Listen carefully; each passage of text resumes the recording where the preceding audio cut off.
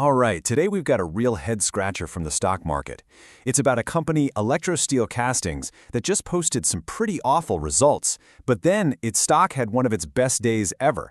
How does that even happen? Let's get into it. So check this out. Plus 19.99%. I mean, come on, that's nearly a 20% jump in just one day. That is a massive, massive gain. You see a number like that, you assume the company just announced some world-changing news, right?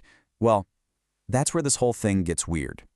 Yeah, so on March 11th, the stock didn't just have a good run, it literally went up so fast and so hard that it hit what's called its upper circuit limit. Think of it like a safety switch the market has to prevent things from getting too crazy. It actually stopped the stock from going any higher that day. So this wasn't just a good day, it was literally the best day it could possibly have, by the rules.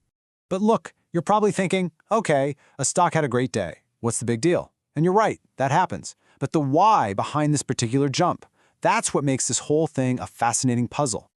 So yeah, let's dive into this stock market puzzle. Okay, here's the twist, the real bombshell. Just a little while before that insane 20% jump, the company reported its latest numbers. And, well, they weren't good.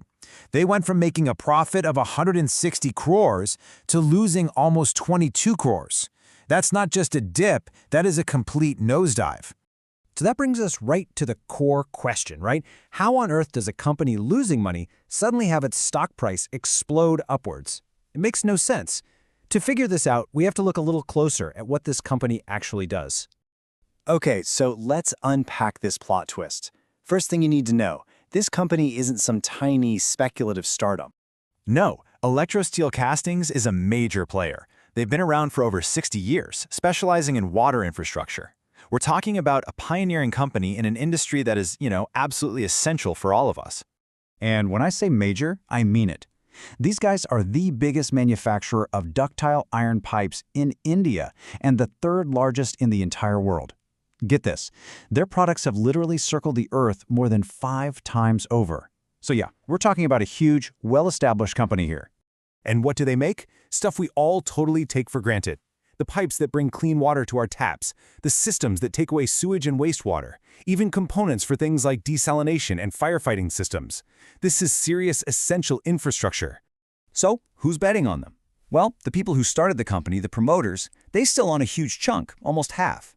And check this out, nearly 20% is held by big foreign institutional investors. That's your big-time global investment funds. They clearly see something long-term here. Okay, so quick recap. We've got a stable, global leader in a critical industry that just reported a pretty hefty loss. It's time to solve this puzzle. All right, so let's start putting the pieces together. Why would investors get so excited about a company that's technically in the red? The very first clue, and it's a big one, came directly from the company's management. When they announced that loss, they were very specific about the reason. They said it was because of a temporary slowdown in funding for a huge government water project called the Jal Jeevan Mission. And that word right there, temporary, that's the key to this whole thing. This wasn't because their business was failing. It was because of an expected short-term pause. So here's exactly how the market was thinking about this. Let's break it down. Step 1. This big government water project hits a temporary funding snag. Okay. Step 2. Electrosteel, being one of the main suppliers, posts a loss. Totally predictable, right? No one was shocked. But then, step 3 happens. The government comes out and announces new budget allocations. That's the green light. It means funding is coming back. So what do the really smart investors do? They jump to step 4. They start buying the stock after the bad news is public, but before the new good business can actually hit the company's bottom line. They're not reacting to the past loss. They are betting on the future profits. And on top of all that, there was another piece of good news. The company just reappointed its CEO for another 5-year term. Now, if there's one thing the market loves, it's stability. This signaled that the leadership was steady, the ship was on course, and it just added another layer of confidence for investors looking ahead. So when you put it all together, what does this whole strange situation really teach us? Well, it pulls back the curtain on a really important truth about how the stock market actually thinks. And here it is. The stock market is a bet on the future, not a grade on the past. It's a forward-looking machine. It's not interested in last quarter's report card. It's placing its bets on what the company is going to look like in 6 months, a year, or even further down the line. That loss, That was old news the second it was announced. The renewed project funding, that was the news story.